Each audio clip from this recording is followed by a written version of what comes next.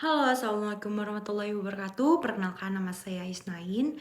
Saya dari Fakultas Kedokteran UPN Veteran Jakarta, angkatan 2021 dengan NIM 21102111043. Di sini saya ingin menjelaskan tentang penyakit yaitu karsinoma paru. Ini merupakan laporan laboratorium activity Departemen Patologi Anatomi yang diampu oleh dosen saya, Dr. Retno Yulianti. Jadi, next. Nah, baik saya bacakan pada kasusnya. Di sini ada seorang laki-laki berusia 56 tahun. Beliau didiagnosis karsinoma paru. Nah, meskipun menjalani kemoterapi, pasien akhirnya meninggal akibat metastasis luas. Pada saat otopsi, massa tumor ditemukan tersebar ke beberapa organ.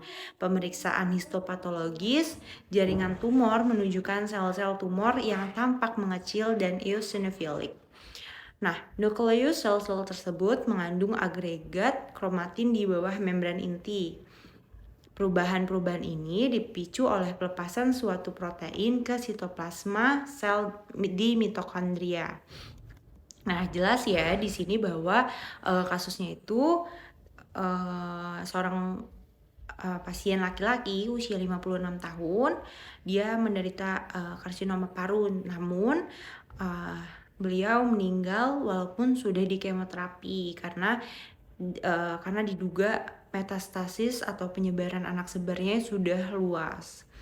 Nah, itu ditemukan di organ lain gitu, jadi sudah menyebar ke organ lain.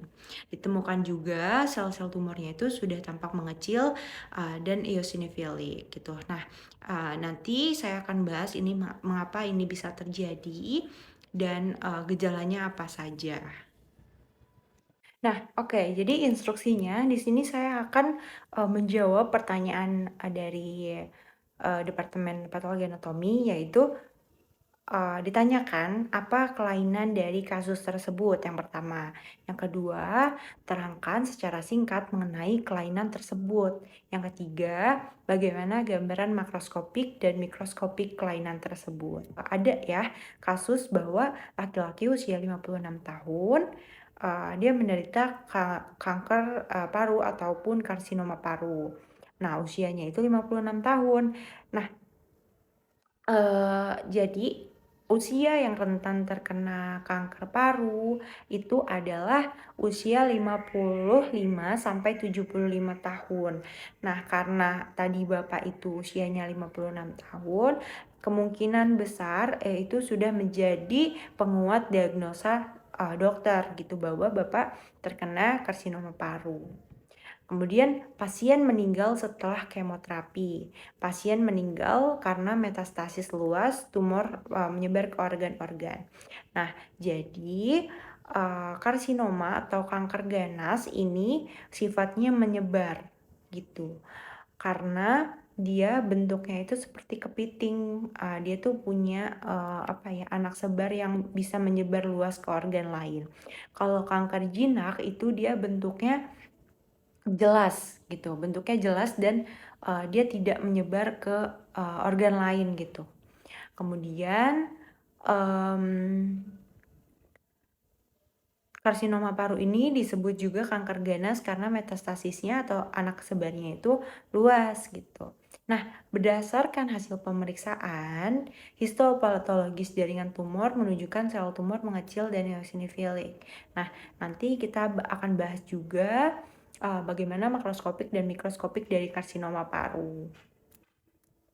Nukleus tersebut mengandung agregat kromatin di bawah membran inti. Perubahan ini dipicu oleh pelepasan suatu protein ke sitoplasma sel di mitokondria. Nah, jadi di dalam sel itu kan terdapat cairan yang menjaga kestabilan organel-organel sel ya, seperti mitokondria, kemudian ribosom, RE, lisosom, seperti itu ada cairan namanya sitoplasma. Nah, ketika mengalami karsinoma paru itu, ada suatu pelepasan protein, ke sitoplasma. Nah, tadi sudah terjawab ya bahwa, penyakit, atau yang diderita pasien adalah karsinoma paru atau biasa disebut sebagai kanker paru. Nah, kanker paru yang diderita pasien tersebut merupakan kanker ganas karena, metastasisnya sudah menyebar luas, gitu. Nah, sekarang kita akan membahas apa sih karsinoma paru itu. Nah, jadi, berdasarkan buku yang saya baca yaitu Robbins dan Kumar, bahwa kanker paru adalah kondisi ketika sel ganas atau kanker terbentuk di paru-paru. Kanker ini lebih banyak dialami oleh orang yang memiliki kebiasaan merokok dan merupakan satu dari 3 jenis kanker yang paling banyak terjadi di Indonesia, gitu. Nah, kalau kita lihat definisi ini, berarti rentan sekali ya untuk bapak-bapak atau, laki-laki yang merokok itu untuk terkena, kanker paru dan ini merupakan, eee, kanker yang, termasuk dalam 3 jenis kanker yang paling banyak di Indonesia, gitu. Nah, ini adalah gejala yang, biasa dialami oleh penderita karsinoma paru.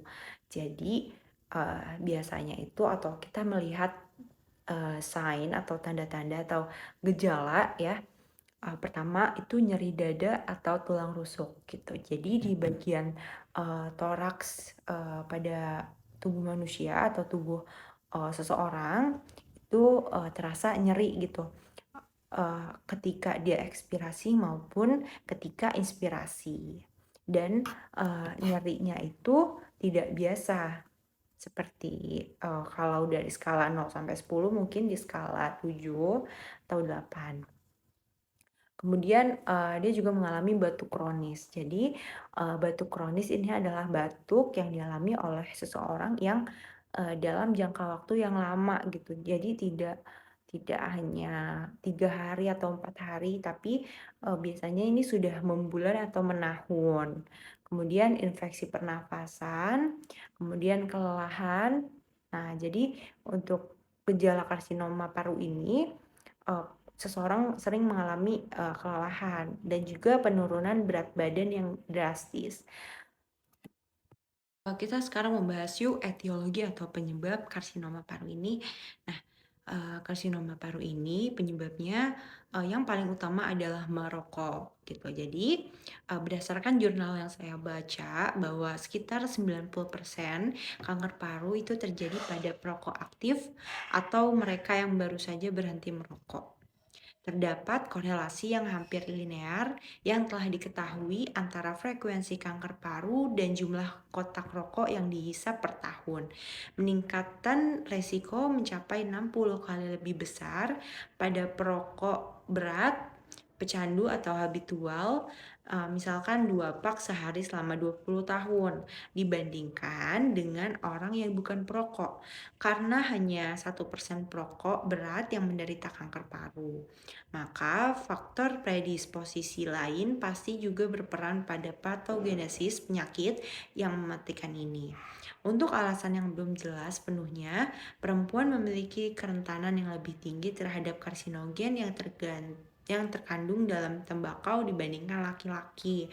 Nah, jadi sudah jelas ya bahwa eh, kanker ini 90% terjadi, pada laki-laki atau pada seseorang yang merokok, gitu.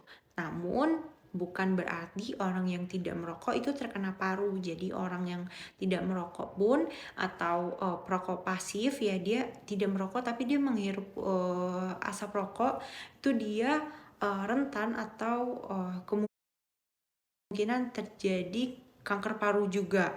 Nah, eee tapi kemungkinannya itu lebih besar 60 kali lipat orang yang merokok daripada orang yang tidak merokok.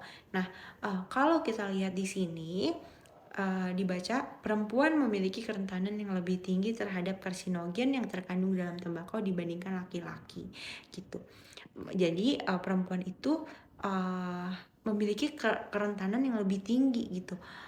Jadi ketika perempuan memiliki kerentanan lebih tinggi ditambah dia juga merokok, itu tidak menutup kemungkinan bahwa seorang perempuan itu akan terkena karsinoma paru atau kanker paru-paru. Nanti saya akan membahas nih persentase kerentanan perempuan ataupun laki-laki gitu. Etiologi selanjutnya selain merokok yaitu adalah genetik. Nah, kemungkinan bahwa efek mutagenetik karsinogen juga ditentukan oleh faktor herediter genetik. Nah, jadi ketika seseorang terkena karsinoma paru itu harus dicek juga atau harus di cek and recheck juga ininya apa ya, kayak ibu bapaknya, kemudian nenek kakeknya ataupun buyut-buyutnya itu apakah di keluarganya pernah ada yang terkena kanker paru juga, karena kanker paru ini merupakan penyakit yang salah satunya faktornya adalah faktor genetik. Nah, selanjutnya etiologi yang selanjutnya adalah mutasi pada adenokarsinoma. Nah, tumor-tumor ini sensitif terhadap kelompok agen yang menghambat sinyal, meskipun respon tersebut terkadang berjangka pendek. Mutasi dan adenokarsinoma sama-sama berdiri sendiri. Jadi mungkin karsinoma paru ini disebabkan juga oleh mutasi pada adenokarsinoma. Nah, selanjutnya adalah metastasis luas. Nah, jadi tadi kan disebutkan ya di kasus bahwa pasien meninggal walaupun sudah di kemoterapi itu karena terjadi metastasis luas. Nah, metastasis luas ini adalah salah satu pertanda keganasan yang paling kuat gitu. Jadi ketika sebuah penyakit kanker itu sudah menyebar, maka itu sudah dikatakan sebagai kanker ganas. Nah, karsinoma paru ini dikategorikan sebagai kanker paru karena mengalami metastasis gitu. Sudah saya jelaskan bahwa kanker ganas adalah kanker yang metastasisnya sudah menyebar luas. Kemudian metastasis ini ada berbagai macam. Ada metastasis yang menyebarnya melalui rongga, ada yang melalui saluran limfa, ada yang melalui saluran darah. Nah, kalau yang kita bahas ini pada kasus karsinoma paru ini metastasisnya penyebarannya merupakan metastasis per continuatum atau metastasis yang menyebar melalui rongga-rongga yang pada tubuh gitu. Kemudian contoh misalkan kanker paru akan mengalami metastasis ke kanker pleura.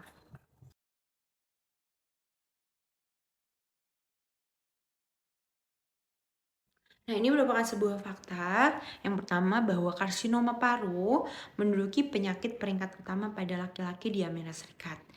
Fakta yang kedua, insiden puncak kanker paru adalah pada orang usia 50-60 tahun atau 55-75 tahun.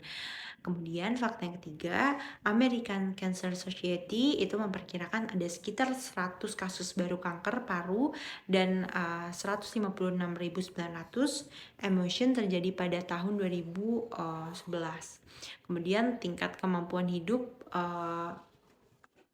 pada yang pasien terkena karsinoma paru ini hanya 45%. Nah, ini adalah gambaran makroskopiknya. Ini adalah paru yang terkena kanker ganas.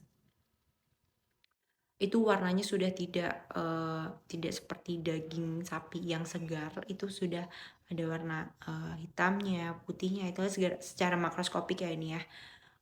Kemudian karsinoma sel squamosa biasanya dimulai sebagai massa di central hilus dan tumbuh membesar ke parenkim perifer seperti yang terlihat pada gambar.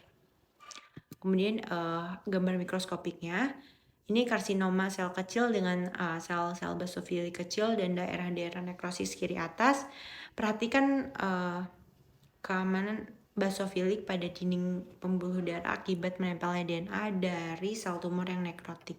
Jadi, sel-sel tumor yang ada di paru ini, dia mengalami, nekrotik gitu.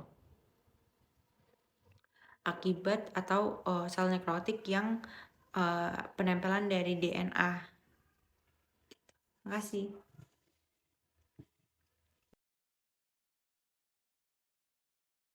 Wabillahi taufiq wal hidayah. Wassalamualaikum warahmatullahi wabarakatuh. Terima kasih, jangan lupa like, comment, dan subscribe.